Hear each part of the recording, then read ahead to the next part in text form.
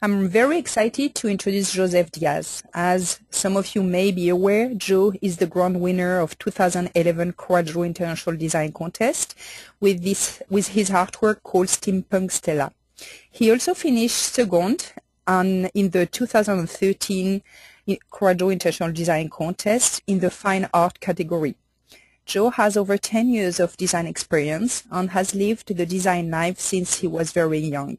His family has run Dyer's Sign Art since he was a child. Joe began by sweeping the shop floors, and then his parents started teaching him how to lay out signs. Before long, Joe was creating simple layouts, and by high school he was creating logos. To learn more about Joe's journey, visit corel.com/CorelDRAWmasters or visit his website, diazmedia.com. Joe, would you like to start?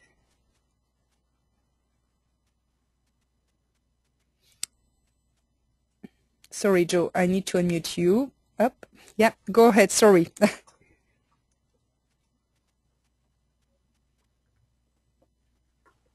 Oh, can you hear me? Yeah, we can hear you now. Sorry for that. Okay, cool. Thanks for the intro. Hi, everybody. How you doing?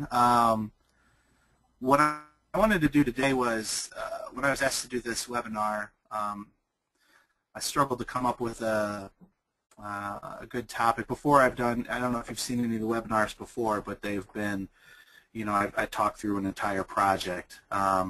So today I thought I'd do something a little different, and these are all kind of short tutorials that weren't quite large enough to be their own webinar, but I figured I'd try to cram as many of them into this hour-long webinar as I could. So to start off, the first one I want to do is a cool little trick for doing quick illustrations, vector illustrations. In this case, I started off with a photo of my nephew Patrick. This is taken when he was about 1 year old. And the first thing I like to do is actually crop. Essentially what I'm trying to get is this right here. And so what I'll do is I'll crop him out. Now, Corel Photo Paint has features for doing this, but in this case I want to create this vector shape. And the way I do that is by using the freehand tool, which can be found here. I'm going to start here just below his shoulders.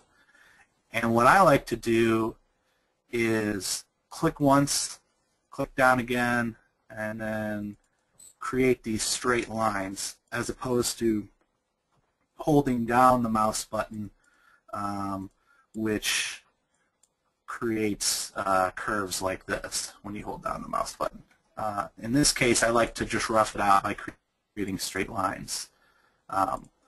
Then what I do is I come back in with the shape tool. A lot of times if I know there's going to be a bunch of, these are going to end up being a bunch of curves, I would select everything and I would select the convert to curve option here, and it's going to turn all these straight lines into curves.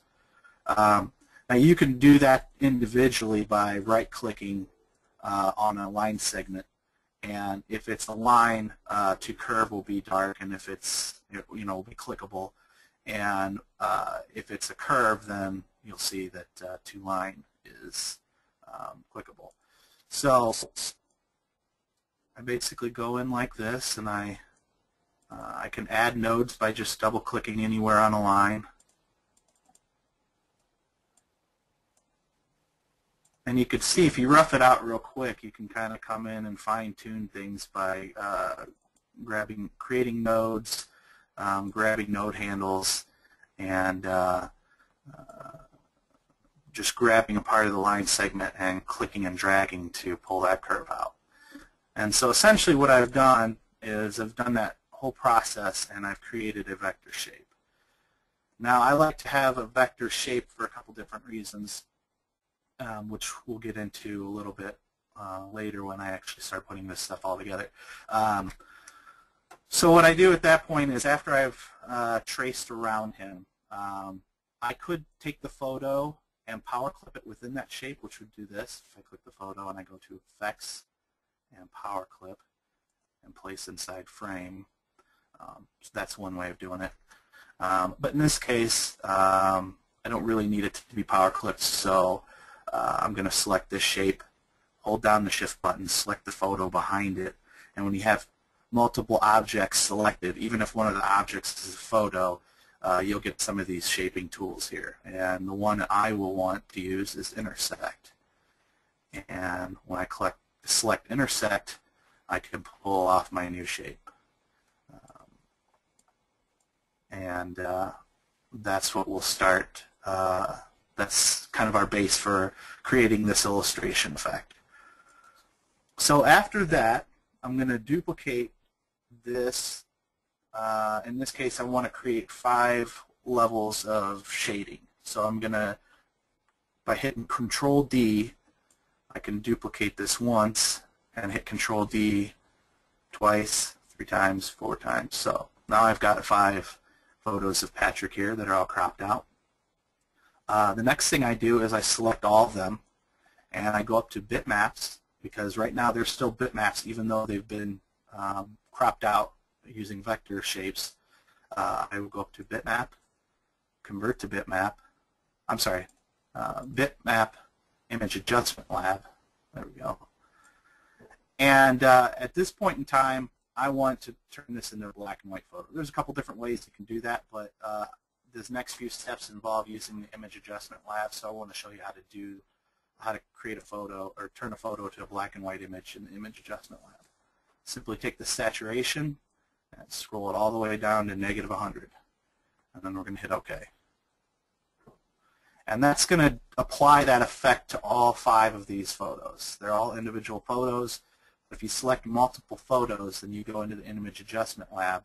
Any change you make in there will apply it to all 5 photos, even if they're completely different photos. Now I'm going to work on each photo individually. We're going to go up to Bitmaps, Image Adjustment Lab, and I am going to turn my contrast all the way up, and I'm going to start with my brightness pretty far down. And you kind of have to play with this. It's different for each photo, but I'm going to shoot for that there, and I'm going to hit OK. Now I'm going to go to Bitmap Image Adjustment Lab,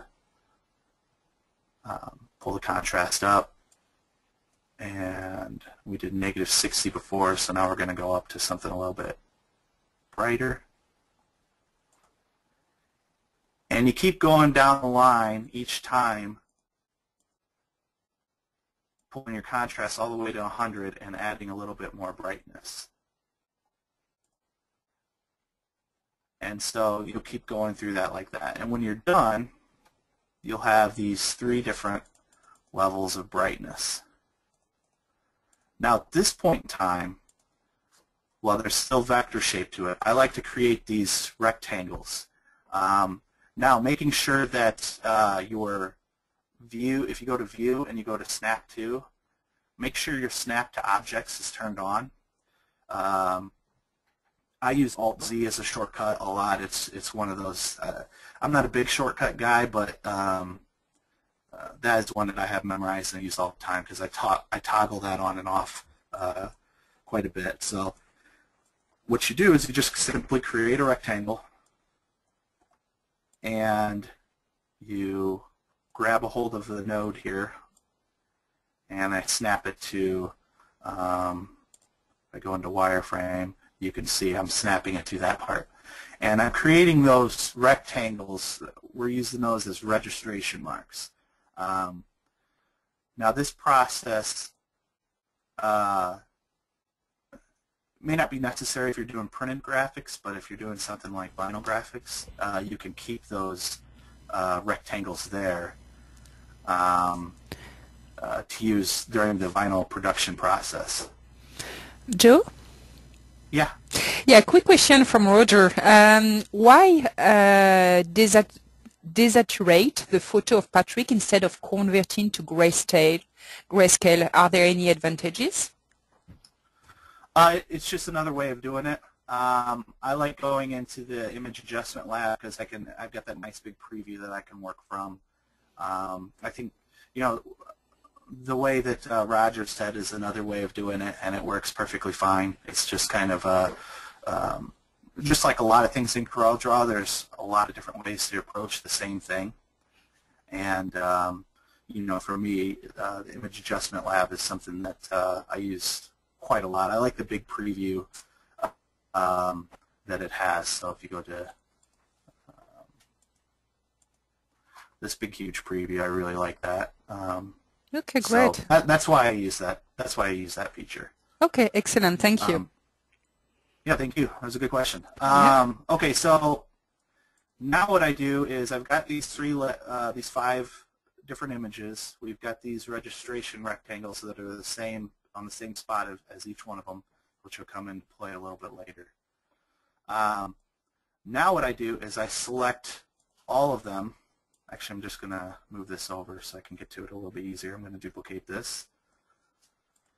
I'm going to select everything except for my rectangles. And a good way of doing that is to use your pick tool and draw a box around everything except for the rectangles. You can touch the rectangles, but we don't want to select them too. So that's what I'm going to do.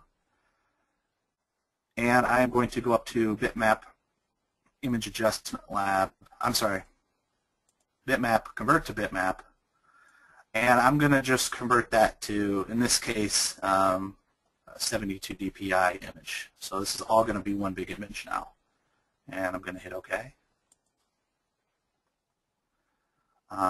So if I go into wireframe, you can see now that this is one big photo.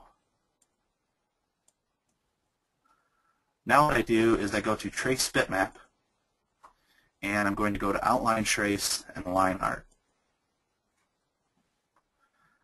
Now up here you can see that we've got some panning and zooming tools.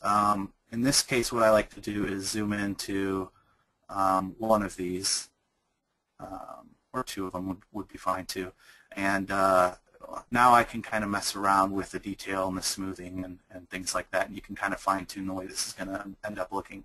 But first you want to select this Colors tab, and we're going to want to go down to black and white. And then we're going to go to Settings. And now we can kind of mess with the detailing. And you can see the more details you add, the closer it's going to get to what we have here. Whereas if we go down here, we're going to lose, well, that's a little bit too far. But as you can see, you lose detail, obviously, the more you pull that down. So I'm going to keep it around in this range. I'm going to turn up the smoothing a little bit.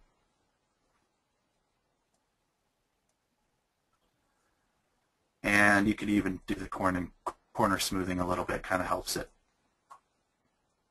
Once you have what you like, you can go ahead and hit OK.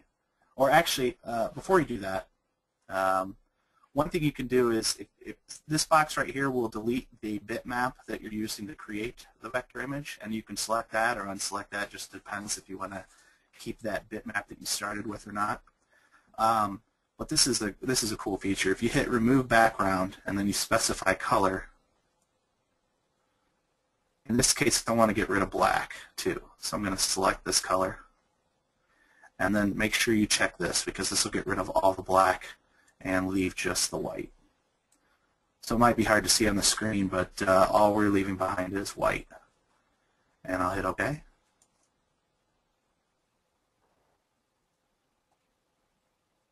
And I'll let Corel do its thing. There we go. Now we can't see what's going on, so what might be helpful is to create a rectangle behind this.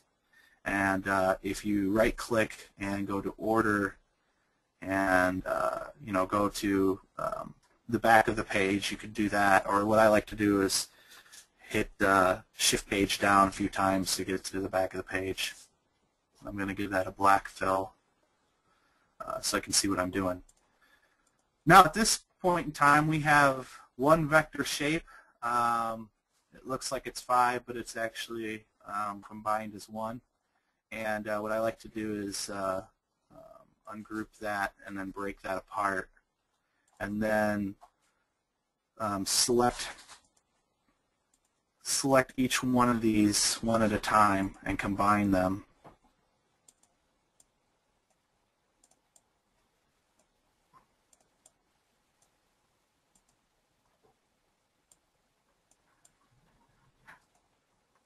Oops.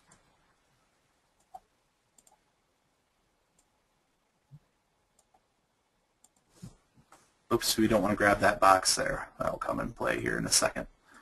I'm going to change this to a darker gray so we can still see those boxes. And then what you do is you add levels of color. So we could add, over here you can see I was just using gray, but in this case we could use some more sepia tone colors. And what you want to do is your bottom layer will be your darkest color and your top layer will be your lightest color.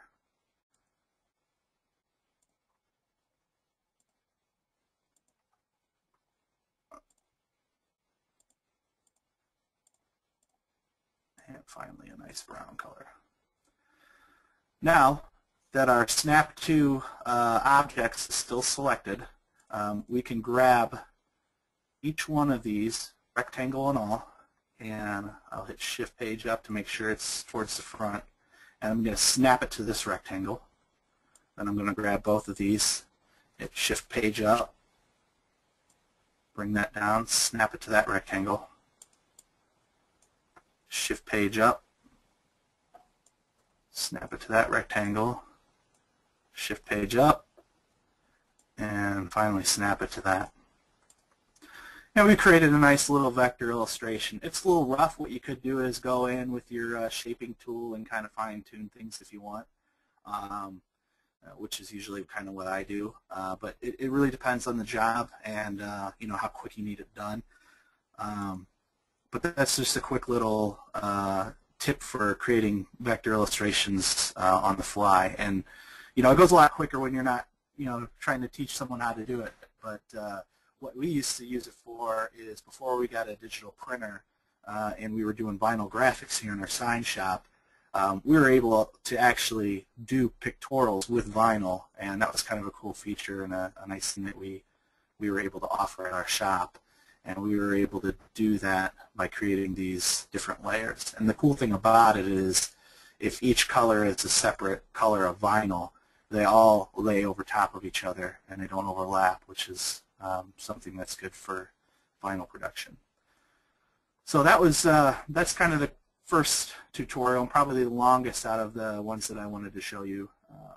So we're going to move on to the next one here.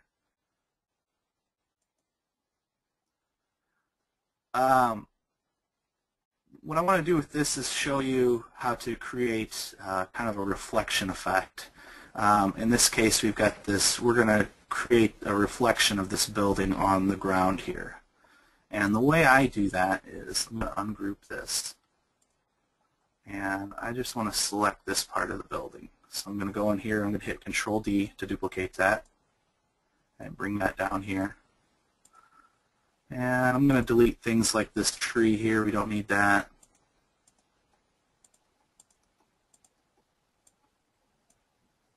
Oops, I want to keep those guys.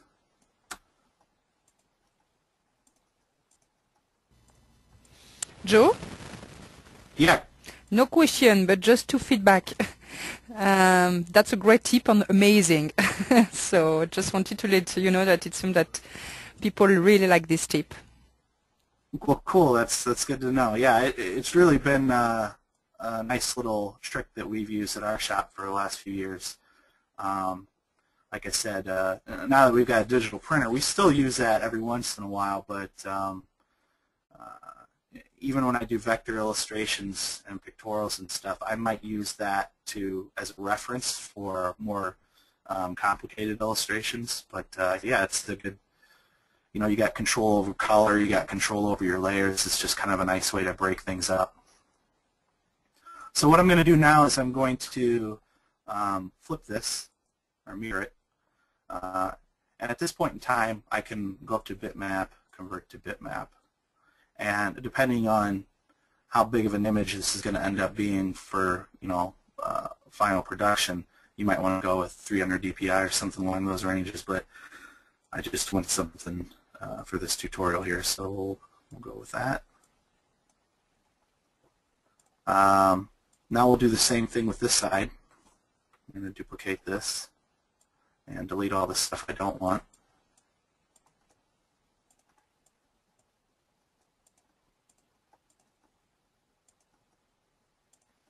Oops, wanted that.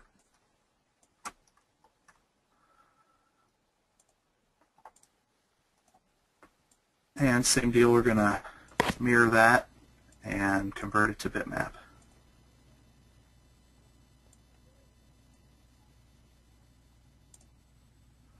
And I'm going to get rid of that little bit here. Okay, so now all we have to do is select this a second time, and it gives us our rotating skew commands. Joe? And yeah, go ahead. Yeah, two questions. Kate is asking why you are converting to bitmap. I'll show her in a second. Okay. We're dealing with multiple. Yeah, go ahead. And the second question is, it's related or not, but Lee would love you to show your tip, about creating the trees. If you have any tip on your trees. Yeah, actually what I just did for the face illustration, that applies for trees too. You can do the exact same thing. You can see it's just they're flat colors, and that's how I did it. That same way we did this face illustration, you can do the same thing for trees. And you might go in and draw your own trunk and branches, but yeah, that's how you do a quick little tree illustration. So now that this is a bitmap, the reason why you want this to be a bitmap is this next step here. We're going to go to our transparency tool, and when you select something in transparency, it gives you these options up here. Now you could do uniform, but in this case I want to do linear, and I want to make sure that this node, this white node, is towards the top and this dark node is towards the bottom. And then you can do the same thing on this side. A quick way, as soon as you select the transparency tool, by default, if you click and drag without going up here, it automatically starts with your linear transparency effect. And you could kind of do it at an angle if you want. I've seen a lot of people do kind of this reflection trick with bitmaps, and a lot of times what people do is they distort this part, not skew, but distort. So they would make it really skinny like that. And if you look at things that are reflecting, they don't reflect that way. So I like to keep it how I had it, where it's nice and long like that. And now you can select both of these again if you want, and merge it into one bitmap if you wanted to. And we can get rid of this extra. If you go to your shape tool and select a bitmap, you can kind of crop out stuff. So we don't need all this down here. We can pull that up there like that. And then you can go in and start doing the same thing to the trees. So like the trees would be reflecting on the ground too. Let me select just that one tree. And we'll duplicate that. And we don't need the shadows. Oops.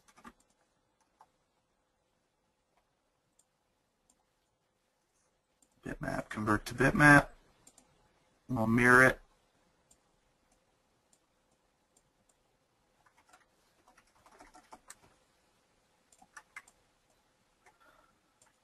Now there again, the reason why I convert these to bitmaps instead of vector is if you have two vector shapes on top of each other, and let's say they're overlapping each other like this, and you were to give those, select both of those and give those a transparent effect, it's going to give you the overlap. And so all these shapes that overlap, the tones would be different. It wouldn't make for a good reflection effect. So that's why I converted it into a bitmap. Yeah, go ahead. Yep. One question from Yogita. Instead of making it bitmap, would it have helped to quickly keep it linear, transparent by inserting it in a rectangle and then making that rectangle linear, transparent in order to avoid min-maps? Like I said, the reason why I like to do the bitmap part of it is when shapes overlap, and you can kind of see it right here with the tree. See, that would be a problem. It just depends on the project and how picky I want to be, but I could go in here and crop all this stuff out because I don't like how the tree and the building overlap. And the same goes for vectors. Like I said, if you have two vector shapes overlapping and you give them a transparent effect, that bottom vector shape is going to show through the top one. So I like to keep stuff as vector as possible. Most of my all this back here is all vector. I like to design in vector. I like to keep as much of it vector as possible.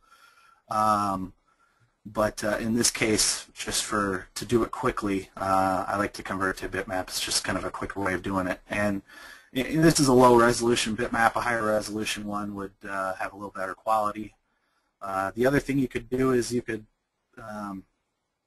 trim out or front to back all of your shapes so that they don't overlap. That's another way you could do it. And then you could keep it all vector. But yeah, that's the reason for doing the bitmap. But yeah, you experiment with it if you want to. If you don't want to use bitmaps in your illustrations, you have to kind of play with it until you can figure out a good way to do it without using those effects.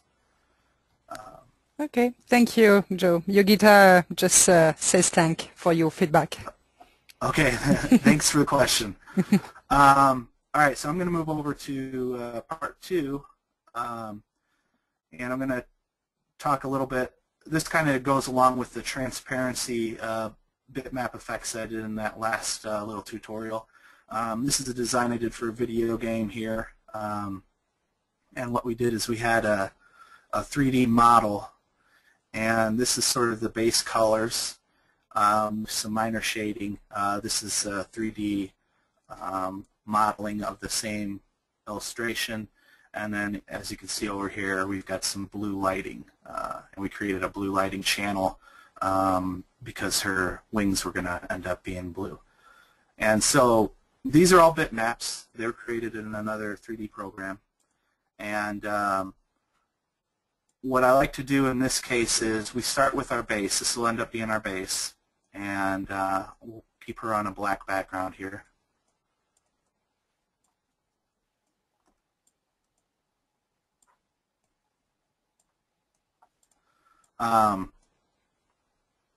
The first thing I do is I take this 3D shape, and it's already got a transparency effect added to it, but so I'll turn that off so you can see what it looks like without the transparency. It's just kind of an ivory color with some shading.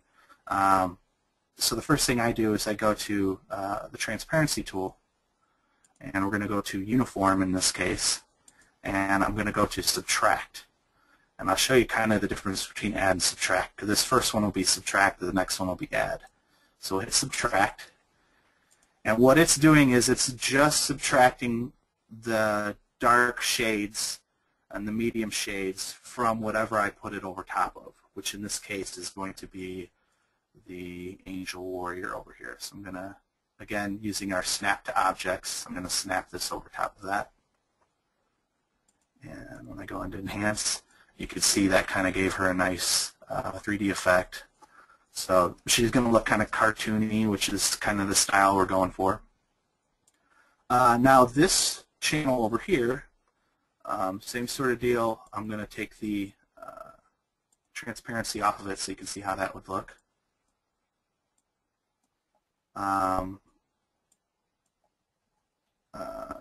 Earlier on, I kind of clipped out her face because I didn't want some of the blue effects to affect her face. That's just kind of irrelevant to this tutorial, but if you were wondering, that's why I did that. I'm going to go to uniform and select add this time, and we're going to scroll that over to 22. It makes it a little bit brighter. And I'm going to add that over top of this channel. And as you can see, with and without it, adds a little bit of a blue glow effect. So that just kind of gives you the idea of, you know, the difference between subtract and add. So if I were to take that same thing that I did and instead went with subtract, it does that. And you know, you have multiply does something completely different too. It kind of adds and subtracts at the same time. And normal would simply overlay over top of the image. It doesn't really deal with highlights or shadows at all. So in this case, I just want to do add. Then we can take this whole thing and we can duplicate it, and we'll select everything and we're going to flatten it into one bitmap. And to do that, you can go up to bitmap, convert to bitmap, and make sure your transparent background is still there and your anti-aliasing is still selected. So I'm going to hit OK. I did some weird stuff with her hair, but we can go in and fix that after the fact. Because she's an angel kind of warrior character, sort of high-tech angel, I want to make it look like she's glowing. So I'm going to duplicate her, Control D, and this is a flattened bitmap, this is a flattened bitmap. I'm going to go up to bitmaps, and there's a blur selection here, and I'm going to select Gaussian blur, and I'm going to adjust that and hit OK. Now I'm going to pull this angel to the front by hitting Shift Page Up, and I'm going to move this one back behind her. If we go to wireframe, we can see a little bit better where the bitmap starts and ends. I'm going to go to Enhance again. And now you can see it looks like she's kind of glowing. And if you want to make that glow more intense, you can go to your transparency tool here and select Add and crank that up.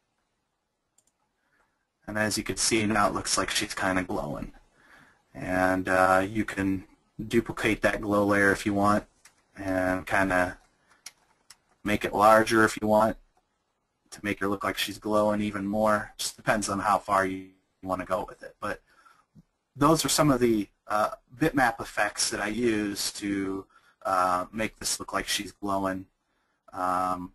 You can see right here that I've got little orbs of light over top of certain, like her eyes. I wanted her eyes to look like they were glowing, so to do that I created a white circle, and this time using radial instead of linear. And we can go in here and adjust these so it's kind of the opposite.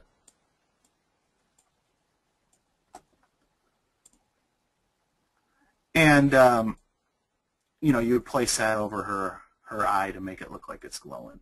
And you might even go up to normal and select Add to really make it look like it's glowing. It just depends on how heavy you want to make it, you know, how intense you want to make that. So that's kind of a quick little tutorial on some sort of bitmap effects that you can do within CorelDRAW. And this is all within Draw. You know, we didn't even step into Photo Paint or any other program as far as that goes. Yeah, go ahead. Okay, yeah. One question from Paul. I guess that it's for me. Will I be able to review this again after the webinar? Yes, Paul. The recorded session will be available in a few days. We usually post the information on CorelDRAW.com, on CorelDRAW Facebook and Twitter pages. So usually it takes 2 to 3 business days to have everything ready to communicate the link of the recorded session. After the webinar, where can we go to get help, Patricia? Patricia, I mean, CorelDRAW.com is a great community. That you have the forum where you can ask additional questions. Also Facebook, I know, Joe, you are checking regularly the Facebook page, so you may also ask us some question on our Facebook page. Also, we have a specific email address. It's graphics@corel.com, where you may ask also your question, but don't hesitate. Ima is asking, approximately, Joe, how long does it take to do this type of illustrations? Well, this particular one, not quite as long because I relied on 3D editing software. I mean, the 3D modeling part of it took quite a while, but the actual, once it gets within Draw, I'm dealing with bitmaps. You know, it just kind of depends on the job. Some of them, you know, might take you know, a half an hour to do if it's a real simple illustration, and some of them might take several days, you know, working days to accomplish. So in this case, it took quite a while to do the 3D modeling part, but that was in a completely different program, and because this is a CorelDRAW webinar, I won't really dive into that too much. But, you know, I use CorelDRAW for pretty much every single project, even one that might have had 3D elements to it. And so when I bring it into CorelDRAW, I do a lot of my after work and editing after the fact and some effects to kind of give it a little bit more life. But Okay. yeah, and I agree about CorelDRAW.com is a great resource if you've got questions. There's a lot of really knowledgeable people there. You know, that's where I go when I've got questions. Great. Some additional question, Joe. Roger says that the wings are extraordinary. Can you get a quick demo about how you have done the wings? Not really a quick demo, but I can give you a quick explanation of what I did. The wings were done in 3D as well. Then I passed it through what's the name of the program? Filter Forge is the name of the program, to give it this kind of rectangular kind of diamond effect. And there again, using CorelDRAW, I took the 3D bitmap of the wings, and then I took the Filter Forge graphic and I overlaid that over top of the 3D effect. And then I use these same effects I was just showing with the transparencies and the add and subtract. And for these spare feathers that came out over here, I created those in CorelDRAW just by kind of creating some abstract shapes that look like feathers. And then I would convert it to a bitmap and then go to your Gaussian blur, and you can create feathers that way, you know, kind of glowy shapes. You can see they're meant to look like they're kind of in the background. But yeah, I can't really give you it took a little bit of time, and it involved using other software to get that effect. But I definitely use CorelDRAW to kind of put the final touches on it. Okay, great. And the lettering here was all done in CorelDRAW as well. That's all vector. Wow. Any more questions as far as that goes? Another from Yogita. Can you please repeat the radial transparency effect in the eyes especially? Yeah, so if we take a circle here, and I'm going to make it white because I want her eyes to look like they're glowing. I'm going to make sure there's no outline. Then what I'm going to go to is our interactive fill tool, and that gives me several options up here. I'm going to select radial,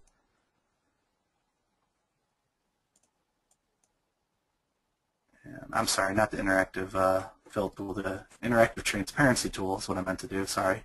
I'm going to select radial. I want this to be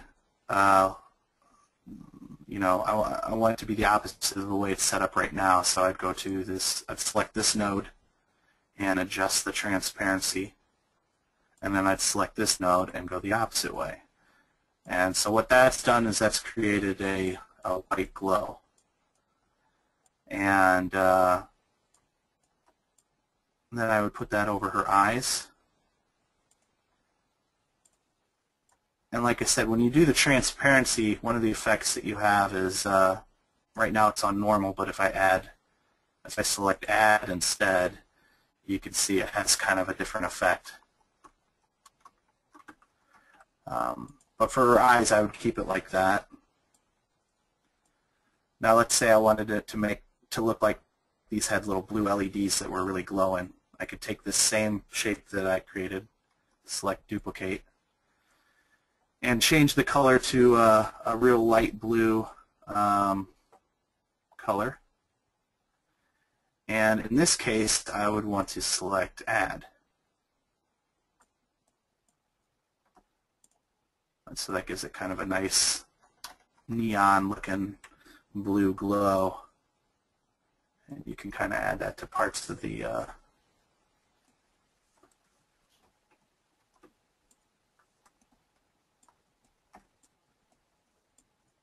it's kind of a quick way of using CorelDRAW to add those bitmap effects.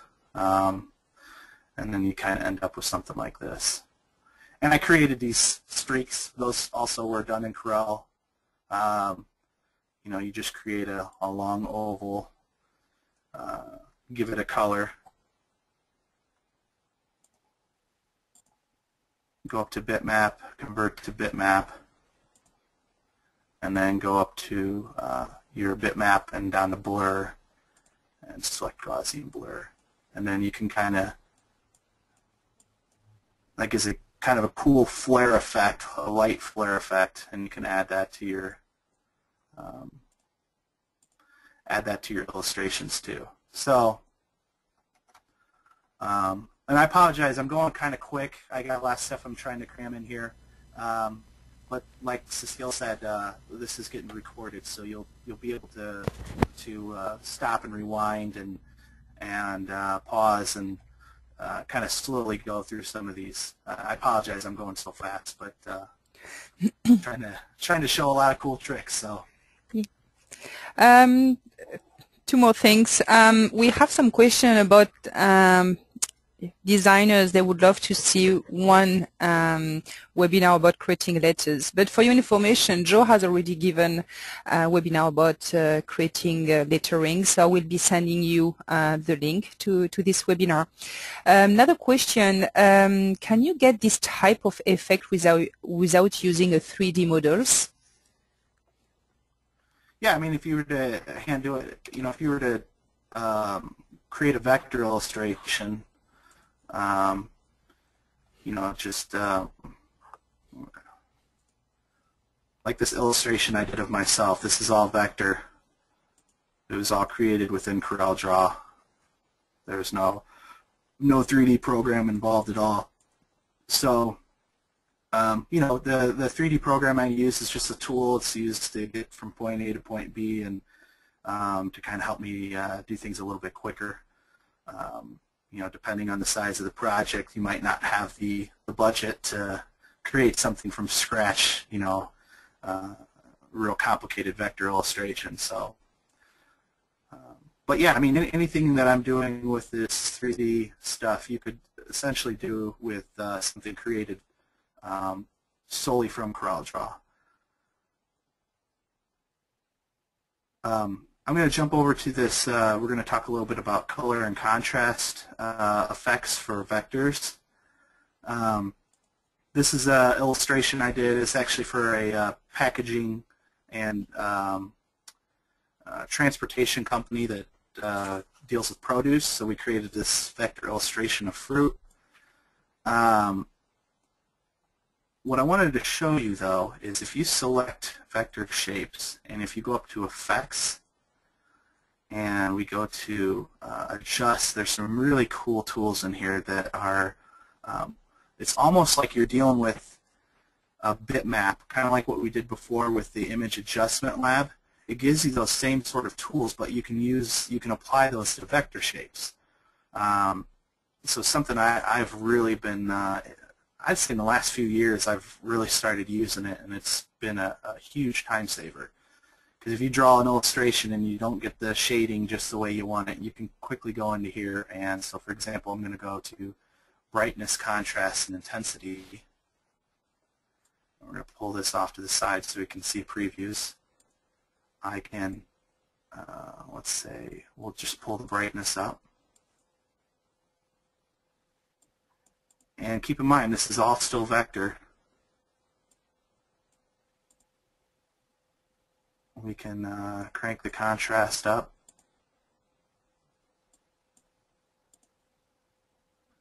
Or make it a little duller if you wanted to.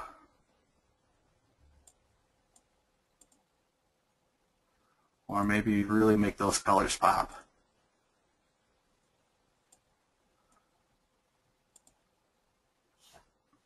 So that's a cool little trick using, it's under Effects and Adjust.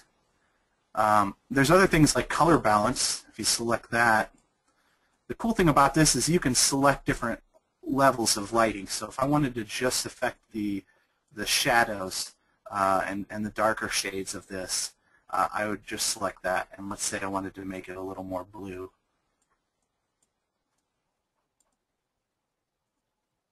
And as you can see, if I select mid-tones and highlights now,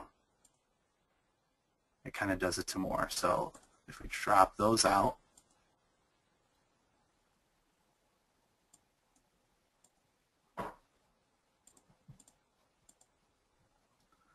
you can see how it's just affecting different levels of brightness. And so you can go in and if you select all of them, you can really kind of mess with the colors. So if I wanted to make this really magenta, add a lot of magenta to this, I could do that. If I wanted to add a bunch of green. So you can kind of go in and experiment with that. But the big illustration I did for the last CorelDRAW contest had it was a two-parter. It had an image that was kind of daylight, and then another one where it looked like it was, the sky was turning red. And so that was a quick way I changed all of my colors to red, was using this effect here.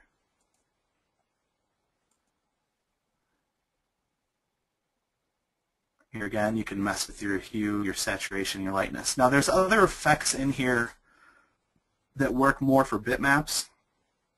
A really cool one is replace colors. Here again, this is all stuff within Draw. We don't even have to go into Photo Paint to get to it. If I select this and I turn this into a bitmap,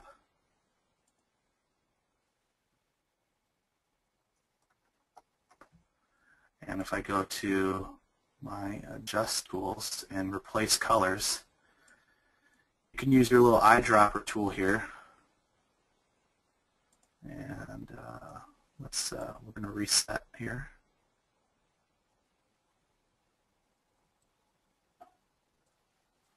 Actually, I'm gonna create this in a smaller bitmap so it's not taking so long for my computer to figure some of this stuff out. Okay. Adjust, replace colors, and let's say I want to take some of my red here and I want to replace that with a purple. And then you can kind of adjust the range. And it's cool because it gives you kind of a preview of what it's actually affecting.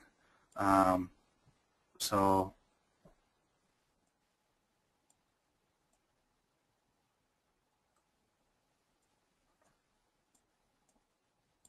that's kind of a cool little, this is all under Effects and Adjust. Any questions on that?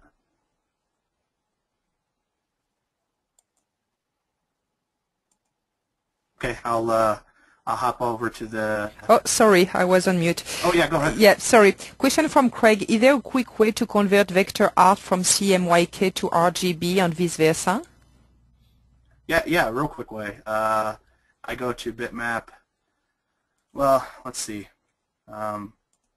If you're...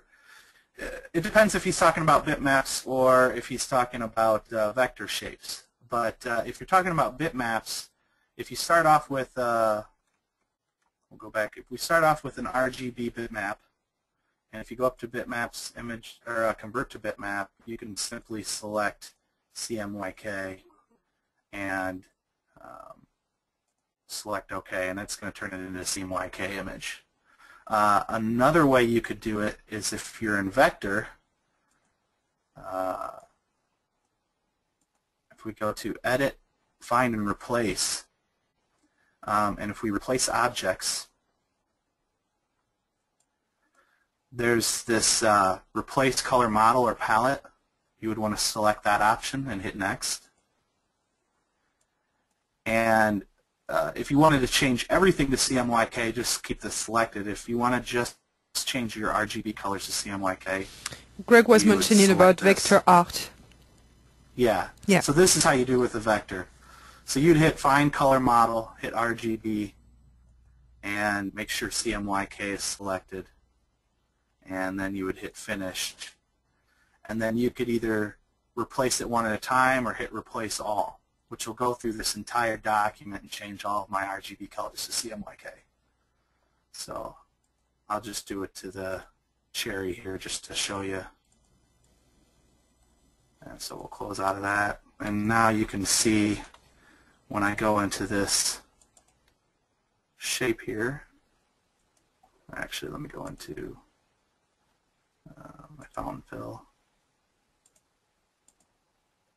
These colors are now CMYK colors instead of the RGB colors that they were. So that's a quick way of doing that. But yeah, that's a good question. Yeah.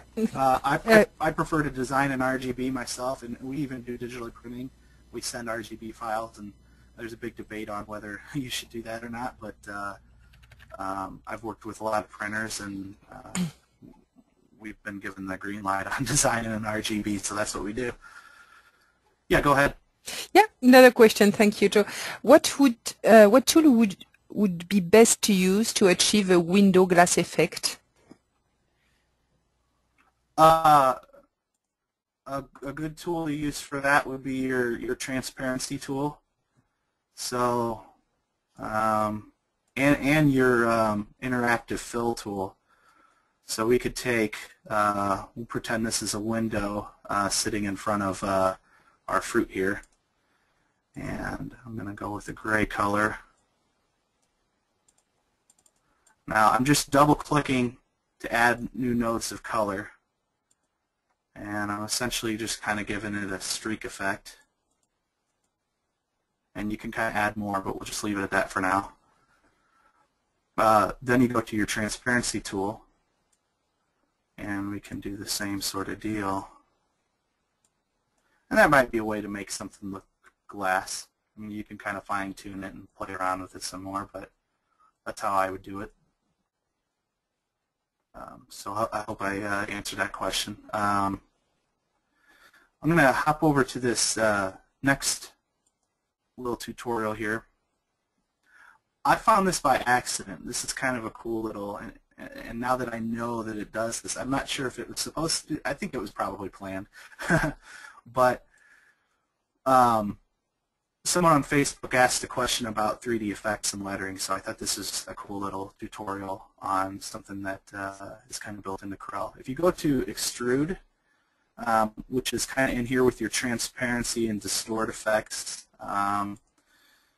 we can select, you select your lettering and kind of drop it back like that. And I'm going to make it so that it doesn't, the depth is a little shorter. And that gives you kind of a quick little 3D effect. And you can go in and play around with the lighting and things like that. But what I really want to show you is if you go to this extrude rotation, you can create some cool 3D effects in CorelDRAW. Now, what I wanted to really show you, though, is you notice that's really distorted. And the reason why it's that way is if you have this lettering a certain size, so right now you can see it's about 52 inches by 9 inches, and that's really distorted. However, for whatever reason, if it's smaller, it doesn't distort it as much. So if we go to extrude, and we'll go back to our same depth, and we used our same 3D effect.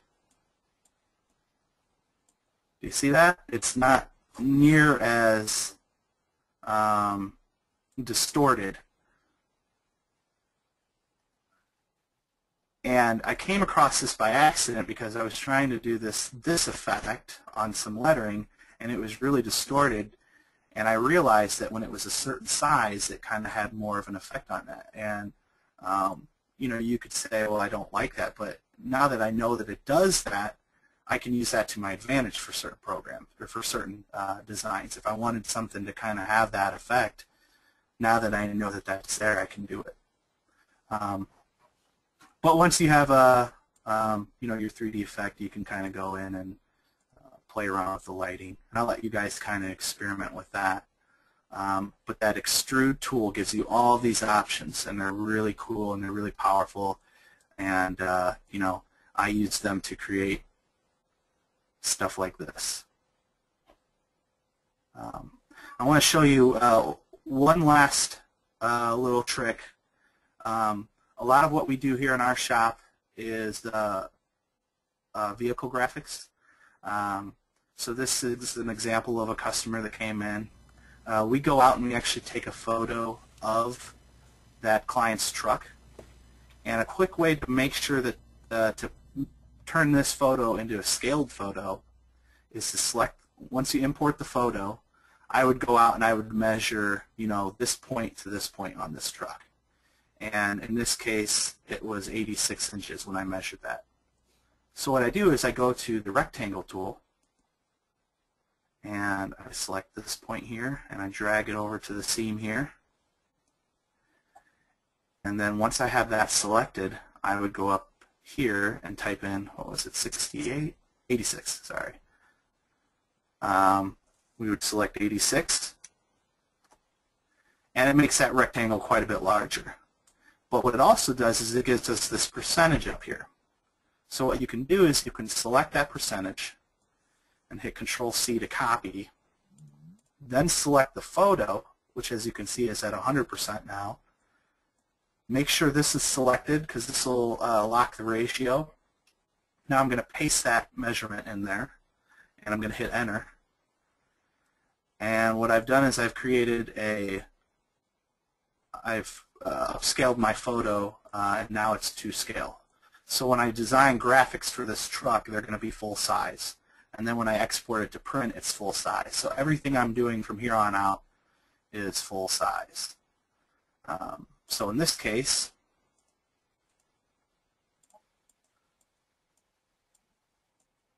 this is a landscaping company. So I'm going to pull this photo.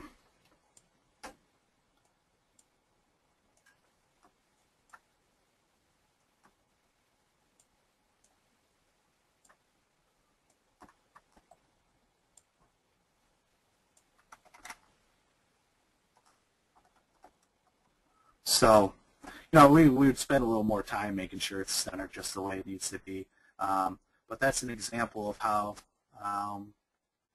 we mock up photos for different projects here in town. And you can do this for buildings, trucks, trailers, anything. It's just a quick way to get things scaled.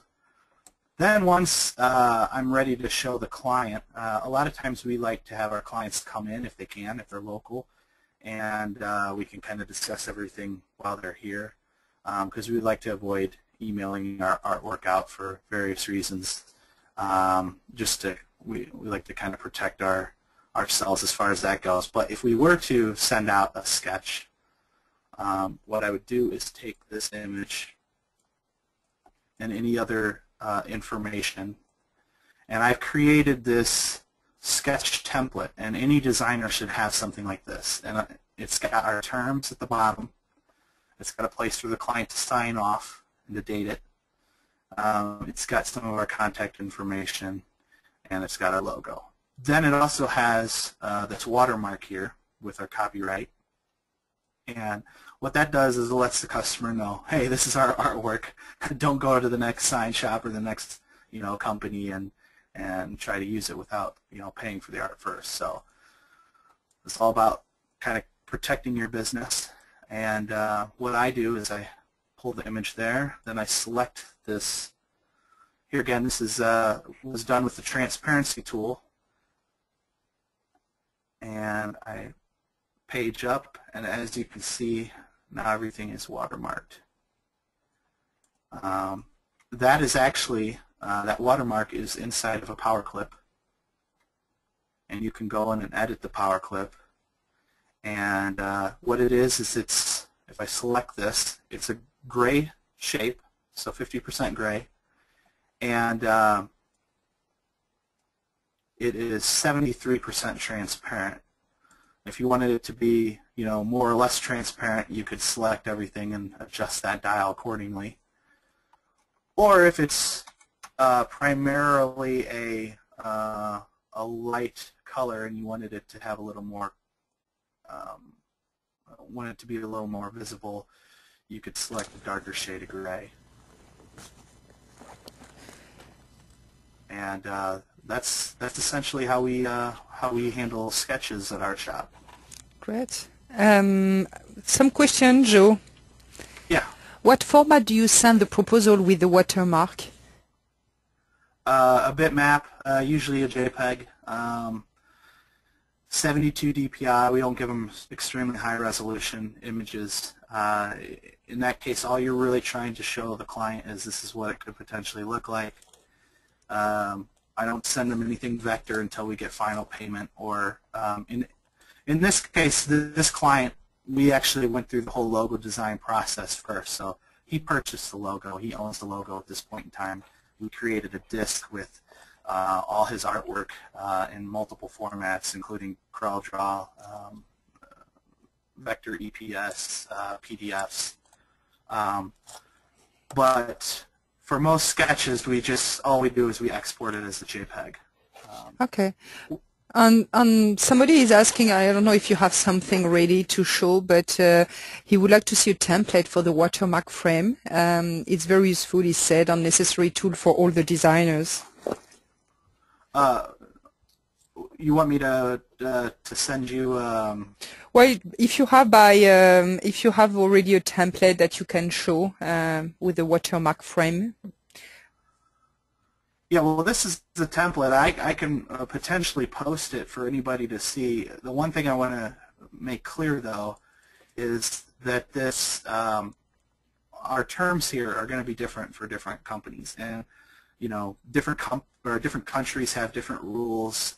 You'll definitely want to get with an expert, potentially a lawyer. Get a lawyer involved to make sure that your terms are appropriate. But I can definitely post this for anybody to see, but I want them to be sure to understand that these things may not work for your business. And the other thing is, like 50% deposit required for all orders over $300. That works for our company. It may not work for yours. Great. But yeah, I can definitely post that up. Jeannie was mentioning that usually she sent a Word, a document with saying draft in watermark, but I mean, it seems that your tip is much better, and she really likes it. Another question from Roger: does converting to curves solve your distortion problem? I know it might be related to the previous tip, so, but I just kept the question. So the question is: does converting to curves solve the distortion problem? It might, although in this case I don't think it does, because, and I don't really consider it a problem. I just kind of consider it a cool little effect that if you know it's there, you can use it to your advantage. But this is converted to curves. This isn't a font, so I don't think it does. Maybe it's the other way around. Maybe if it was fonts, it wouldn't do that, but I really like, if it is a problem, I hope that Corel doesn't fix it, because it's something that I actually like. So, it's just something I came across by accident, and I really liked it, and I thought it would be a good thing to share with people. Okay, great. Um, Yeah, I'm receiving very positive feedback at the present time, saying that it's a very useful webinar on tips for my business. Awesome. Another question is, are you using a mouse or a tablet? I'm using a mouse. Okay. I do have a Cintiq though that I do more for illustration type stuff. Um, like for example, I'll go back to my picture of my ugly mug again here.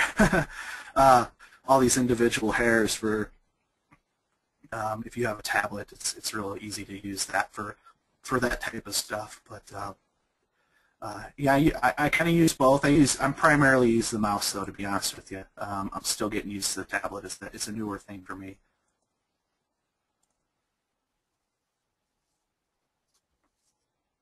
But you know, if you were to get a tablet, I definitely recommend the Cintiq. The thing I like about it is it's a screen too, so you're actually, you know, I've tried some of the other tablets where you know you have the tablet in front of you, but you look at the screen, your actual monitor, and it was hard for me to adapt to that because it didn't feel natural. Whereas with the Cintiq, you can actually look down at what you're working on, and you could see the line being created underneath your stylus. So a little bit more expensive, but it was, I think it was worth it. So. Okay, great. Um, I don't know, do you have any tips to share? I know we are 10 minutes left, but I mean, it seems that people are so interested in the different tips. So were you planning to show additional tips? Yeah, I can. Um, Back to the 3D effect.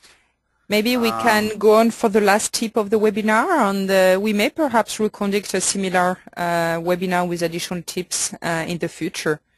yeah, definitely. Um, Back to this extrude tool though. Um, you can kind of fine tune this. What I like to actually do is if you select this option here, it gives you more control to rotate things exactly how you want to. And if you watch the other tutorial I did about lettering effects, I kind of dive into this too. However, I had somebody ask about, you know, how do you do bevels and things like that. So what I want to do is show you a cool effect within this same program here. So if we'll close out of that, I think that's a good rotation. Now I'm going to go over to extrusion bevels. In fact, actually I might want to adjust my lighting first. So we're going to pretend like the light is coming this way and hitting this. If you go to extrusion bevels and select use bevel,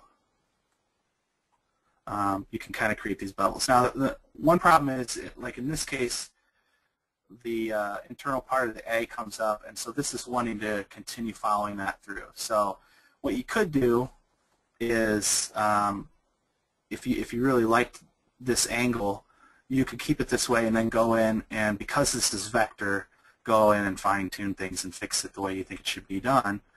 However, I found that this bevel tool really works best and seems like it was designed mainly to handle small bevels. So if we reduce this measurement to something like that, let's say, to me, I think that's what it was designed to be used for. You know, you still have your flat edge, but now we've got a little bit of a curve here. And if we get rid of our outlines, you know, it looks a little bit nicer. And so that's one cool thing within that extrude feature. Another one is if you go up to here, you can assign different colors to different parts of it. So in this case, we can add some red here, or if we select this option, we can add some gradients to it. So you have your red going back to your black, and then your bevels will kind of do the same thing. So that's kind of cool. You can play around with that. A lot of times, though, what I like to do is once I get something the way I want it, I will convert it to curves and then do some of the shading on my own, because nothing against CorelDRAW, obviously I love CorelDRAW, but anytime you rely on software to do something like that, you know, you might have some kind of weird results. So a lot of times I like to go in and kind of fine-tune stuff myself as far as the shading goes. But if you know that that's there, it's a good shortcut for certain projects. The other thing, back to the bevel, if you select this show bevel only, it essentially drops out this extrude, and all you're left with is your lettering and your bevel. So that might be handy for certain projects too. And if we go over to my glow effect sample, you can see I didn't really mess with the bevel in this case, but I did use the extrude, and I used several layers of extrude. So this was a shape with an extrude. This is a shape with an extrude.